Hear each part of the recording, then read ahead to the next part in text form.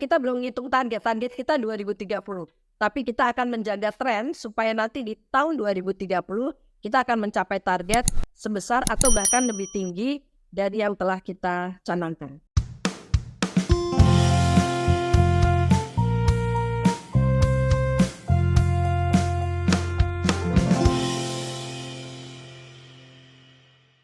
Salam perspektif baru untuk Anda pemirsa acara ini di media sosial YouTube dengan nama akun Perspektif Wimar TV.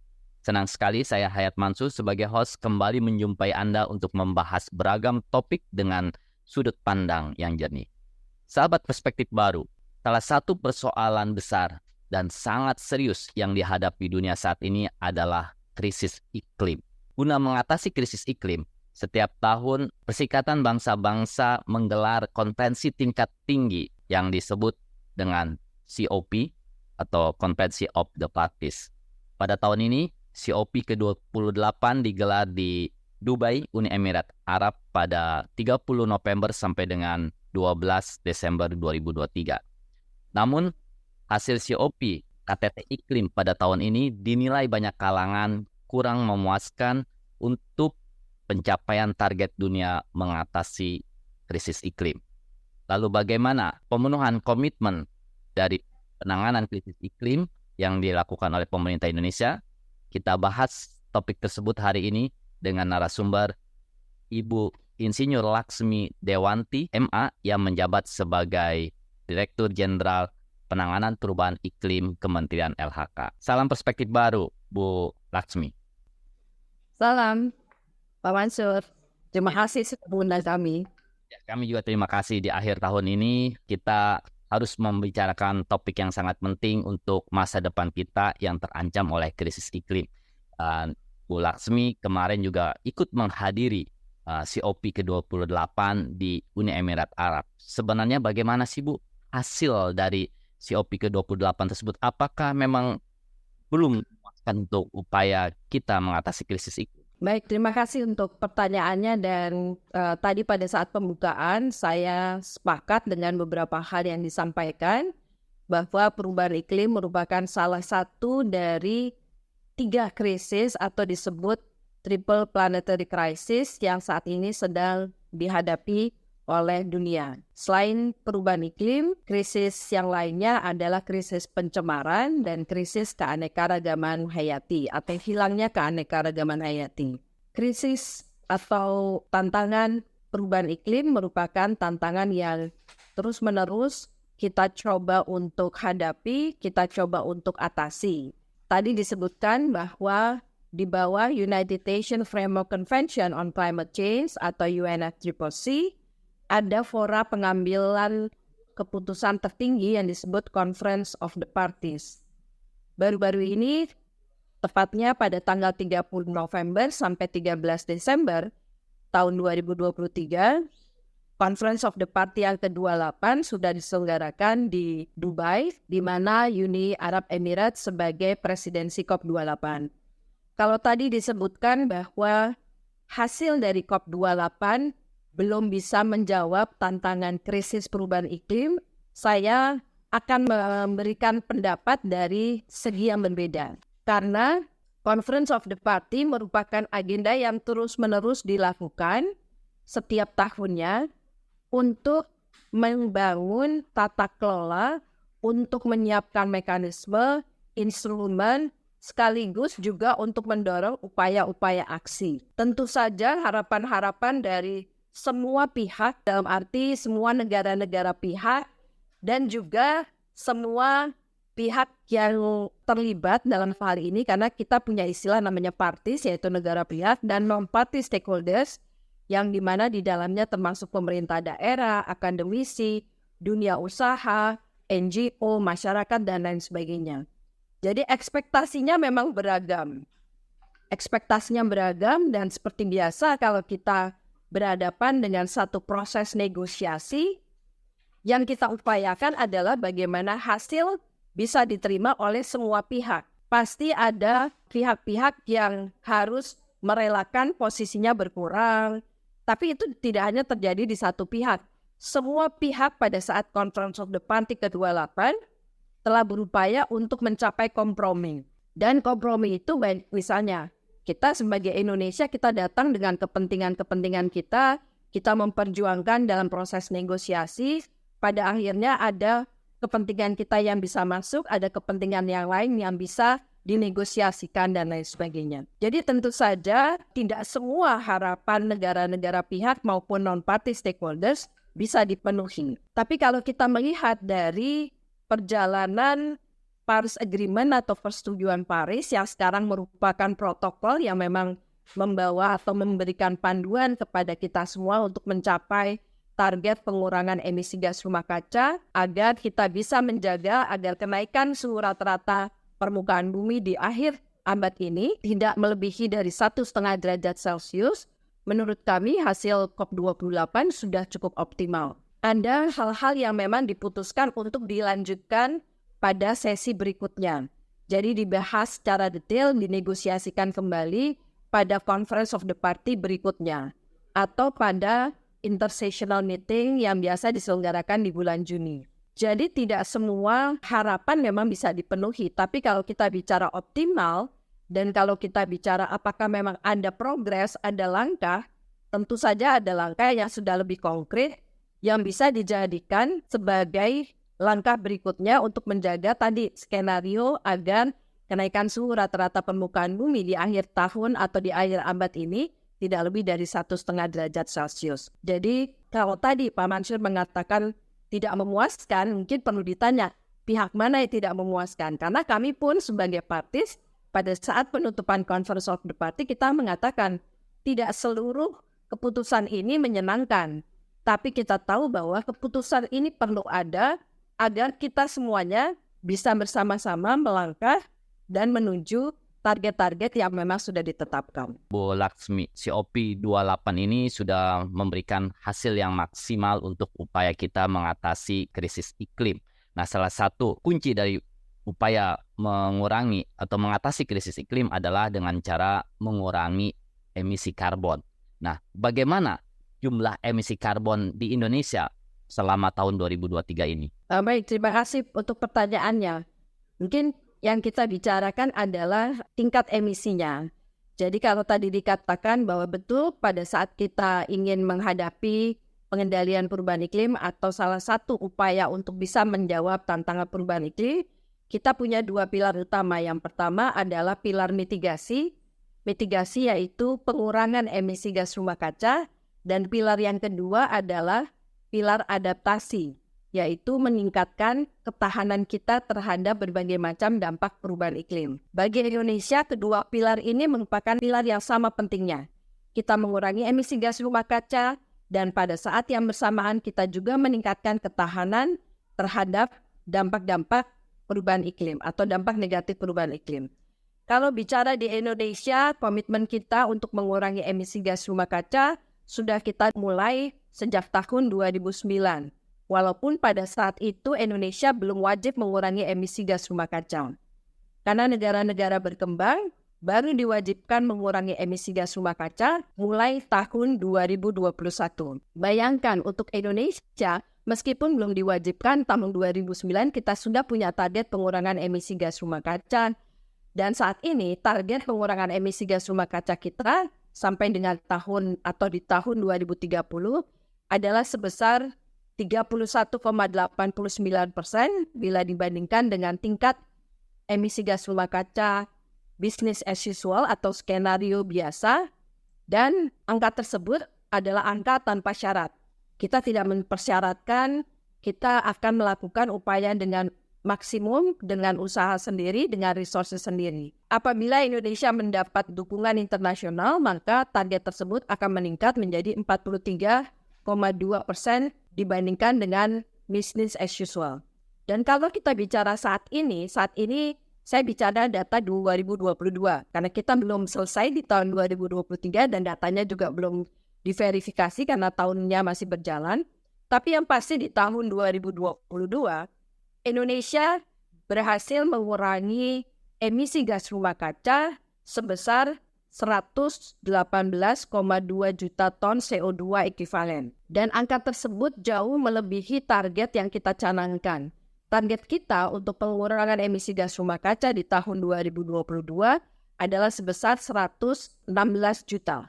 Jadi kita lebih besar atau lebih banyak mengurangi emisi gas rumah kaca di tahun 2022 dibandingkan dengan target yang ada. Dan alhamdulillah kalau kita lihat data kita dari 2009 atau 2010 sampai dengan 2022, tingkat emisi gas rumah kaca kita dan pengurangan emisi gas rumah kaca kita masih sesuai dengan target yang kita harapkan. Bahkan melampaui target yang kita harapkan. Jadi tingkat emisi kita masih di bawah tingkat emisi yang memang kita targetkan. Jadi kita masih sesuai dengan rencana. Dan dengan berbekal tingkat kepercayaan tersebut, maka kita terus-menerus menguatkan aksi-aksi mitigasi di semua sektor. Karena pada saat ini kita memfokuskan pengurangan emisi gas rumah kaca pada 5 sektor. Yang pertama adalah sektor energi, yang kedua adalah sektor industri atau industrial process and product use, yang ketiga sektor pertanian, yang keempat sektor limbah, dan yang kelima adalah sektor kehutanan dan penggunaan lahan lainnya. Ada 5 sektor ya, salah satunya adalah sektor kehutanan dan tata guna lahan gitu kan. Kalau data yang kami dapat untuk sektor kehutanan tata guna lahan itu, tolong dikoreksi kalau kurang tepat, bahwa sektor Volu itu target penurunan emisinya untuk sampai tahun 2030 itu 17,4% untuk usaha sendiri atau secara mandiri, dan jika ada dukungan internasional itu bisa turun tingkat emisinya sampai 25,4% dari total emisi kita yang tadi Ibu sebutkan bahwa 31,89% secara mandiri dan 43,20% dengan dukungan internasional. Nah, dari sektor Volu ini, Bu, bagaimana upaya-upaya mitigasi atau pengurangan tingkat emisinya ini? Betul bahwa sektor Volu merupakan satu dari 5 sektor NDC yang akan berkontribusi paling tinggi dalam konteks pengurangan emisi gas rumah kaca. Jadi bila dibandingkan dengan sektor energi, sektor pertanian, sektor industri, dan sektor limbah, maka sektor Volu atau kehutanan dan penggunaan lahan lainnya ini menjadi kontributor utama. Upaya yang kita lakukan untuk pengurangan emisi gas rumah kaca di sektor ini adalah dengan melakukan banyak hal. Kalau di Indonesia kita mengemasnya dalam bentuk rencana operasional atau rencana strategik operasional Volu Net Sink 2030. Jadi Volu Net Sink 2030 adalah rencana sektor Volu untuk mencapai kondisi net sink di tahun 2030. Apa itu kondisi net sink? Kondisi net sink adalah kondisi di mana emisi gas rumah kaca dari sektor Volu akan lebih rendah atau sekurang-kurangnya sama dengan tingkat penyerapan dan penyimpanan karbon di sektor tersebut. Jadi di sektor tersebut kalau kita bikin netonya atau bersihnya atau balance-nya, maka dia akan nol sekurang-kurangnya. Tapi kita sudah punya target jauh lebih daripada itu. Di tahun 2030 kita mengharapkan sektor Volu akan punya emisi minus 140 juta ton CO2 ekivalen. Jadi minus 140 juta ton CO2 ekivalen artinya bahwa kemampuan sektor itu untuk menyerap itu jauh melebihi tingkat emisi dari sektor tersebut. Sehingga nanti sektor kehutanan dan penggunaan lahan lainnya akan mampu untuk menjadi penyeimbang sektor-sektor lain yang masih melakukan emisi. Karena pada prinsipnya sebetulnya kita tidak bisa menghilangkan emisi. Yang kita bisa adalah mengurangi dan kemudian menyeimbangkan. Karena semua aktivitas pasti mengeluarkan CO2, termasuk saat kita bernafas, gitu. Kita membuang CO2. Jadi di dalam NEDD atau di dalam Volu Net Sink 2030 ada banyak kegiatan. Yang pertama tentu saja kita mengurangi emisi dari adanya deforestasi dan forest degradasi. Jadi diturunkan agar kualitas hutan dan juga kegiatan-kegiatan yang merusak kualitas hutan itu dikurangi sama sekali. Kita juga meningkatkan rehabilitasi atau rehabilitasi ekosistem hutan, khususnya ekosistem gambut dan mangrove. Kita meningkatkan daya serap atau tingkat penyerapan karbon di hutan alam. dengan pendekatan misalnya penerapan pengelolaan hutan lestari. Kita juga melakukan upaya pengendalian kebakaran hutan dan lahan. Kita melakukan upaya-upaya agar dilakukan penegakan hukum yang lebih ketat. Jadi ada banyak kegiatan-kegiatan yang kita lakukan di sektor hulu untuk bisa memastikan bahwa sektor ini nantinya akan berkontribusi kepada pengurangan emisi gas rumah kaca secara signifikan di Indonesia. Oke, Bu Laksmi, tadi kan udah dijelaskan bahwa sektor kehutanan dan penggunaan lahan lainnya merupakan salah satu sektor utama atau prioritas dari Indonesia untuk upaya penurunan tingkat emisi karbon. Nah, kalau dilihat posisinya pada tahun ini, Bu, 2023, berada di mana Polunet-Sing ini? Apakah sudah bisa dikatakan kita optimis akan mencapai Polunet-Sing pada tahun 2030? Apalagi kan tadi targetnya bisa minus sekitar 147 juta ton emisi karbon pada tahun 2030. Ya, tadi 140 juta ya, bukan 147 juta, 140 juta ton CO2 ekivalen. Ya, kalau tadi ditanya apakah kita yakin akan mencapai target tersebut, tentu saja kami akan melandasinya dari data-data yang ada. Tadi kami sebutkan bahwa kita melakukan pendataan, melakukan inventarisasi emisi gas rumah kaca Indonesia sejak tahun 2010. Karena kita mulai berkomitmen pengurangannya di tahun 2009. Jadi kalau kita lihat data dari waktu ke waktu mulai tahun 2010 sampai dengan tahun 2022, khusus untuk sektor kehutanan, kita melihat memang trennya semakin membaik. Contohnya misalnya kalau kita bicara di sektor hulu, yang paling banyak menyumbang emisi gas rumah kaca adalah kebakaran hutan dan lahan. Dan kalau kita amati emisi kebakaran hutan dan lahan, itu yang paling berfluktuasi karena kondisi atau kejadian kebakaran hutan dan lahan ini sangat erat kaitannya dengan kondisi iklim secara keseluruhan. Contohnya tahun ini kita mengalami tahun yang sangat panas ya. Bahkan di bulan Juli kemarin kita mengalami hari terpanas sejak tahun 1940. Dan kalau kita lihat pengaruh El Nino itu adalah pengaruh yang membawa suhu panas, itu tingkatnya lebih tinggi atau bahkan lebih tinggi dari 2019. Jadi kalau kita lihat di alam ini kan ada fenomena pengulangan ya. Jadi kalau tingkat misalnya tadi pengaruh El Nino, La Nina, itu datangnya selalu bergantian. Setelah efek panas, kita akan mengalami efek basah misalnya. Kita pernah mengalami kebakaran hutan dan lahan yang sangat besar, paling besar waktu itu di 2015. Kemudian kita mengalami kembali di tahun 2019 dan kemudian di tahun 2023 sekarang. Kalau kita bandingkan dengan parameter iklimnya, maka tahun 2023 saat ini jauh lebih tinggi sedikit dibanding 2019. Tapi masih di bawah 2015. Jadi 2015 masih jauh lebih kering. Tapi alhamdulillah yang menariknya, emisi gas rumah kaca dan tingkat kejadian kebakaran hutan di tahun 2023 jauh lebih kecil dibanding 2019. Artinya kita sudah bisa mengendalikan kebakaran hutan dan lahan dengan berbagai macam upaya-upaya yang sudah dilakukan oleh pemerintah dan seluruh pemangku kepentingan. Dan dengan melihat data-data dari waktu ke waktu, maka kita meyakini bahkan setelah kita punya dokumen Polunet-Sing 2030, kita meyakini bahwa di tahun 2030 kita bisa mencapai target yang kita harapkan. Ada beberapa langkah-langkah yang kita lakukan untuk percepatan Polunet-Sing 2030. Dan langkah-langkah strategis ini antara lain adalah kita harus meningkatkan investasi dalam arti investasi teknologi, investasi riset, kemudian investasi untuk melakukan praktek-praktek terbaik atau best practices, terutama untuk konservasi hutan, restorasi lahan, terutama lahan gambut, mangrove, pengelolaan tata guna lahan yang lebih berkelanjutan. Kita juga mempercepat dengan menguatkan kolaborasi antar sektor, karena kalau kita bicara penggunaan lahan, itu kan tidak hanya sektor kehutanan. Ada banyak sektor-sektor lain yang juga memanfaatkan.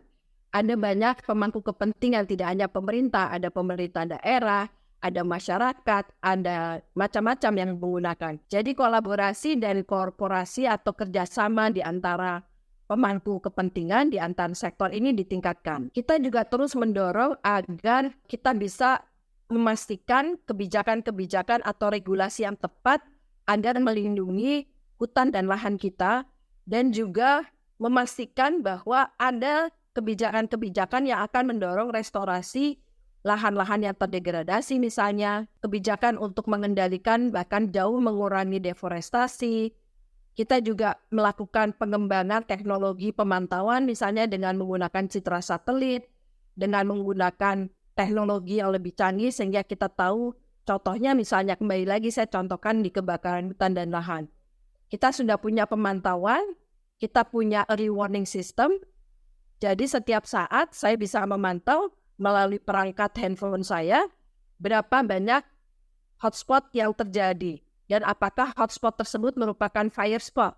Jadi titik panas itu belum tentu titik api gitu ya. Bisa saja misalnya itu adalah atap seng yang memantulkan cahaya sehingga kemudian ditangkap menjadi hotspot. Tapi kita punya cek, kita punya patroli di lapangan untuk memastikan apakah hotspot tersebut adalah fire spot. Kalau fire spot maka kita harus pastikan api kecil tidak akan menjadi api besar. Bahkan kalau bisa padam sebelum dia menjadi besar. Oke, Bu Laksmi. Banyak hal termasuk juga nanti pendanaan berkelanjutan, peningkatan kesadaran masyarakat, dan berbagai macam hal-hal untuk mempercepat target volunetzing. Bu Laksmi, apakah upaya-upaya di sektor volunetzing tersebut adalah upaya kita secara mandiri? Artinya tidak ada dukungan internasional. Dan sejauh mana dukungan internasional untuk upaya kita mencapai volunetzing ini? Nah, tadi kami sampaikan bahwa kalau kita bicara target emisi, maka ada target yang kita akan lakukan dengan upaya sendiri, tadi 31,89%, dan kita akan meningkatkan sampai dengan 43,2% kalau ada dukungan internasional. Untuk volunetzing sama dengan sektor-sektor lain, ada target-target yang memang kita rencanakan untuk didukung oleh pihak internasional. Caranya bagaimana? Ada banyak mekanismenya. Kita bisa mendapatkan teknologi atau technical assistance misalnya. Atau kita mendapat kerjasama, misalnya contohnya kita punya kerjasama bilateral di mana mitra kerja bilateral kita, kemudian mereka memberikan kontribusi atas kinerja pengurangan emisi gas rumah kaca. Jadi kita mendapatkan pembayaran atas kinerja pengurangan emisi gas rumah kaca kita pada tahun-tahun sebelumnya. Jadi dana yang diterima sebagai pembayaran kontribusi atas pengurangan emisi gas rumah kaca, lalu kita investasikan, kita gunakan ulang untuk kegiatan-kegiatan yang nantinya akan mampu mengurangi emisi gas rumah kaca lebih banyak lagi. Jadi untuk sektor volu kita menerima bantuan dari internasional, termasuk kerjasama di bidang pengembangan teknologi misalnya dengan menggunakan citra Landsat misalnya. Kita juga melakukan atau bekerja sama dengan pengelolaan misalnya untuk perhutanan sosial.